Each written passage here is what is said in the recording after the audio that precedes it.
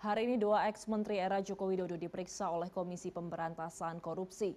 Ex-Mendikbud-Ristek Nadiem Makarim diperiksa atas kasus pengadaan Google Cloud saat pandemi COVID-19 dan ex-Menak Yakut Khalil Qaumas diperiksa terkait dugaan korupsi kuota haji 2024. Lantas apakah pemeriksaan ini murni bagian dari pemberantasan korupsi atau bagian dari gerakan politis bersih-bersih ex-Menteri Jokowi? Kita akan bahas malam hari ini bersama Burhanuddin Muhtadi, Direktur Eksekutif Indikator Politik Indonesia. Prof. Burhan, selamat malam. Terima kasih waktunya. Malam Ayu. Baik, Prof. Burhan, tadi kita melihat ya, sepertinya di era pemerintahan Pak Prabowo ini sudah ada beberapa menteri ex-Jokowi yang kasusnya mengemuka. Seperti yang kita lihat hari ini ada Nadiem dan juga Yakut yang bersama-sama diperiksa di KPK. Tapi di sisi lain, tokoh-tokoh yang bersih tegang dengan Pak Jokowi mendapatkan pengampunan, amnesti dan juga abolisi. Abolisi untuk Pak Tom Lembong dan juga amnesti untuk Pak Hasto begitu. Anda melihatnya bagaimana? Apakah ini adalah murni penegakan hukum atau ada desain politik di belakangnya?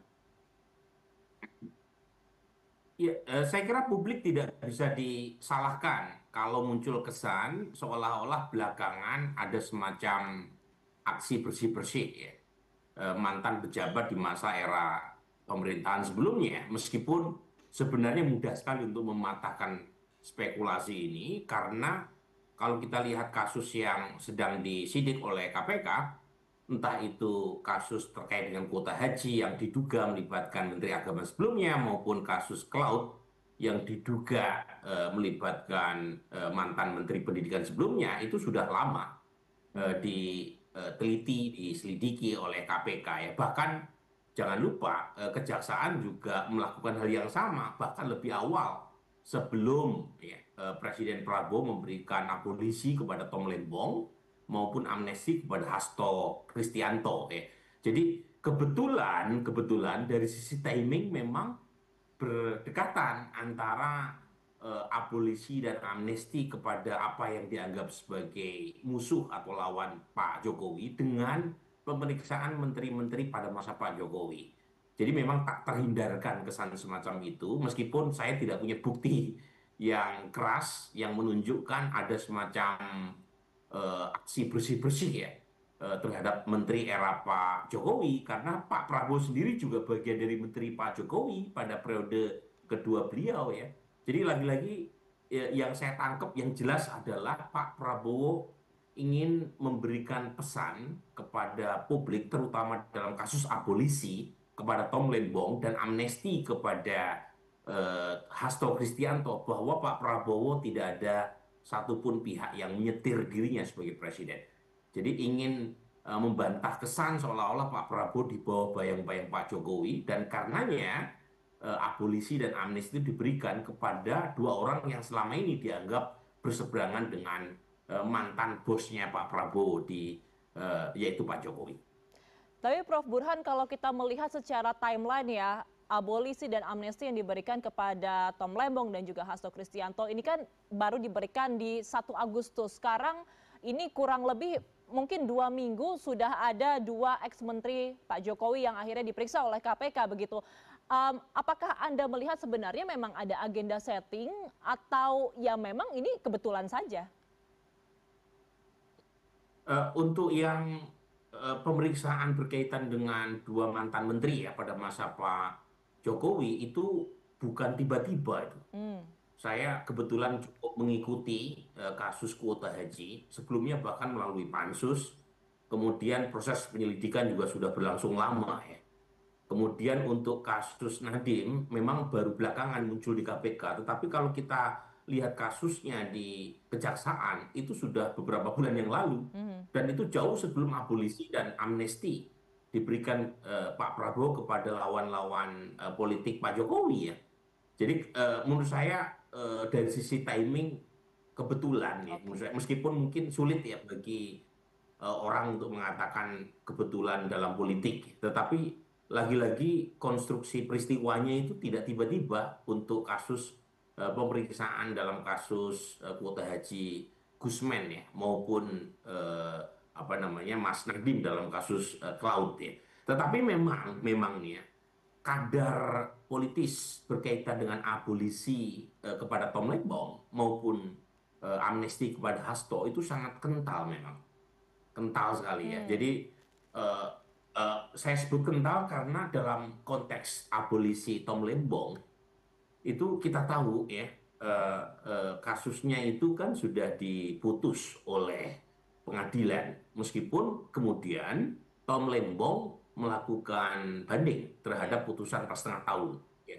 Dan ya, dan saat yang sama Hasto, ya, Mas Hasto sudah diputus bersalah dalam kasus penyuapan mantan komisioner KPU, ya, 3,5 tahun, ya. Dan jangan lupa sebenarnya yang punya irisan politik sangat pekat itu untuk kasus Mas Hasto, Ayu, karena eh, Pak Prabowo kan punya kepentingan untuk menarik PD Perjuangan, dan spekulasi kan kencang sekali, Hmm. seolah-olah Mas Hasto menjadi bagian dari eh, eh, bukti komitmen Pak Prabowo mendekati PD Perjuangan jika misalnya PD Perjuangan betul-betul ingin ditarik ke dalam pemerintahan gitu.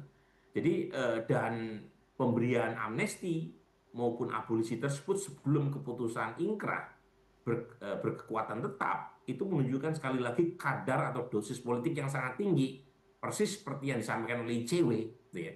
Nah, pada titik itu sebenarnya lebih kelihatan dua ini ketimbang dalam kasus aksi bersih-bersih mantan Menteri Pak Jokowi ya. Oke. Tapi lebih pada kasus abolisi dan apa namanya, amnesti. Nah, amnesti kepada Mas Hasto itu memberi semacam berkah kepada Tom Lembong, karena yang punya irisan politik adalah PD Perjuangan dengan Pak Prabowo. Hmm. Nah, kalau misalnya hanya Hasto Kristianto yang mendapatkan amnesti, sementara Tom Lembong tidak mendapatkan abolisi, ya, itu kan bisa menimbulkan pertanyaan, apalagi dalam kasus abolisi Tom Lembong itu publik sepertinya lebih merasa bahwa Tom Lembong gitu ya, itu lebih berhak. Nah, karenanya kemudian Tom Lembong pun diikut sertakan dalam proses pengampunan dalam bentuk abolisi, ya, bukan amnesti. Itu mungkin sebagai cover dalam rangka memberikan semacam pengampunan kepada Hasto. Jadi poin saya untuk dua kasus yang terakhir ini lebih pekat ya, Oke. aroma politiknya ketimbang dalam kasus Gusmen maupun Nadiem ya. Oke, Prof. Burhan, seperti kata Anda tadi bahwa kita tidak bisa menghindari spekulasi masyarakat yang menjadi liar atas beberapa kasus besar terakhir ini. Eh, dan kalau kita melihat juga abolisi dan amnesti yang diberikan rasanya sangat cepat begitu sampai dibebaskan Tom Lembong dan juga Hasto. Banyak yang berspekulasi bahwa ini adalah sebagai sinyal bahwa hubungan dari Prabowo Subianto dan juga Joko Widodo menjadi retak. Anda melihat hal serupa? Bisa saja ya, tetapi yang saya tangkap ini Ayu, itu Pak Prabowo ingin menjadi center of universe, center of attraction. Hmm. Jadi beliau tidak ingin dibalik bayang-bayang mantan Presiden Jokowi, karena sebelumnya kan berkali-kali muncul kesan seolah-olah Pak Prabowo subordinat dari Pak Jokowi. Tapi saat yang sama Pak Jokowi juga tetap menjaga hubungan baik dengan Pak Jokowi. Ingat, sebelum kasus pemberian amnesti dan abolisi kepada the so-called lawan Pak Jokowi, Pak Prabowo mendatangi rumah Pak Jokowi di Solo, makan bakmi godok bersama-sama, kemudian membuka Kongres PSI, partai yang dipimpin oleh anaknya Pak Jokowi. Tapi setelah itu Pak Prabowo kemudian memberikan statement bahwa PD Perjuangan dengan Pak Prabowo adalah kakak adik, ya. Dan geser itu dilanjutkan dengan pemberian amnesti kepada mantan Sekjen PD Perjuangan Hasto Kristianto. Jadi yang saya baca adalah Pak Prabowo pengen menjadi pusat segalanya. Hmm. Jadi beliau tidak punya masalah dengan orang-orang kuat di tanah air, ya, dengan Pak Jokowi dia ingin mengatakan tidak ada masalah, dengan Ibu Mega kira-kira Pak Jokowi ingin mengatakan tidak ada masalah. Pak Prabowo maksud saya ya, tidak ada masalah dengan Ibu Mega, dengan Pak SBY juga Pak Prabowo tidak sungkan untuk datang ke rumah Pak SBY di Cikeas maupun Pacitan, dengan Ibu Mega juga tak sungkan untuk datang menemui Ibu Mega di Tengku Umar, ya, Meskipun kita tahu antara Pak Jokowi dengan Ibu Mega masih ada masalah yang belum tuntas, antara Pak SBY dengan Ibu Mega masih ada residu masa lalu yang belum berlalu gitu ya. Jadi lagi-lagi Pak Prabowo ingin mengatakan meskipun yang lain para dewa politik itu punya masalah yang belum usai, tetapi Pak Prabowo dekat dengan siapapun dan sembari menarik ulur, kadang dekat, kadang jauh, tetapi lagi-lagi semuanya tidak bisa mengabaikan kekuatan Pak Prabowo karena Pak Prabowo menjadi presiden hari ini. Jadi lagi-lagi yang saya baca itu, jadi setelah terlihat sangat dekat dengan Pak Jokowi, kemudian untuk mengesankan bahwa Pak Prabowo tidak berada di balik bayang-bayang Pak Jokowi, kemudian dia juga memberikan amnesti kepada Hasto. Tetapi saat yang sama, ini dugaan saya, pasti ada momen-momen dalam waktu dekat di mana Pak Prabowo akan kembali terkesan dekat lagi dengan Solo, dengan Pak Jokowi.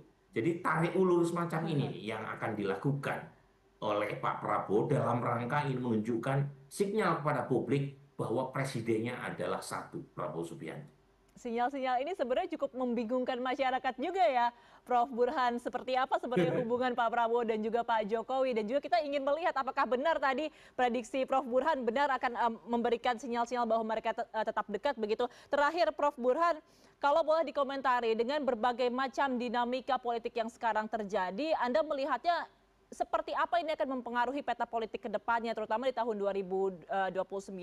Kita mengetahui di pemilu sebelumnya Jokowi efek sangat besar, menyokong Pak Prabowo sangat besar. Apakah Anda melihat Jokowi efek akan turun di tahun 2029? Mungkin terlalu prematur ya menguji dari sekarang, tetapi memang harus diakui Ayu, ketika Presiden Jokowi meletakkan jabatan tahun lalu, tentu beliau tidak lagi punya presidential power. Artinya, tidak ada mekanisme secara institusional, struktural yang memungkinkan popularitas itu bisa dijaga seperti yang dilakukan oleh Pak Jokowi pada waktu memberikan berkahnya kepada Pak Prabowo. Karena beliau tidak lagi menjadi presiden. Wahyu keprabon sudah pelan-pelan lari dari seorang Pak Jokowi. Ya, jadi memang secara teori ya, kemungkinan besar efek Pak Jokowi tidak sebesar 2024 yang lalu. Ya, ketika pemilu presiden maupun pemilu legislatif dilakukan ketika Pak Jokowi masih berada di dalam kekuasaan. Nah, saya menduga ya efeknya tidak sebesar 2024 untuk 2029 yang akan datang buat Pak Jokowi. Dan itu tentu punya impact kepada putranya yang sekarang menjadi wapres Pak Prabowo. Jadi menurut saya ini menarik ya. Kenapa Pak Prabowo tarik ulur kaitannya dengan para dewa-dewa politik itu? Karena lagi-lagi beliau ingin menjadi center of attraction, ya, menjadi pusat perhatian. Bukan lagi Ibu Mega, bukan lagi Pak SBY, bukan lagi Pak Jokowi yang kita tahu masih cukup aktif bicara day to day politik ya. Tetapi yang ingin menjadi pusat perhatian politik 2029 yang akan datang Pak Prabowo. Dan itu yang menjelaskan mengapa Pak Prabowo bisa mendekati semuanya, semua pihak. Dan saat yang sama juga memberikan ekspektasi. Ya, meskipun saat yang sama pula beliau menjaga jarak. Jadi seperti main layangan, Ayu, kadang tarik, kadang ulur. Dan itu yang dilakukan oleh Pak Prabowo dalam rangka 2029 nanti berkah elektoral itu semata-mata datang dari Prabowo Subianto. Meskipun lagi-lagi itu sangat ditentukan oleh ekonomi hari ini.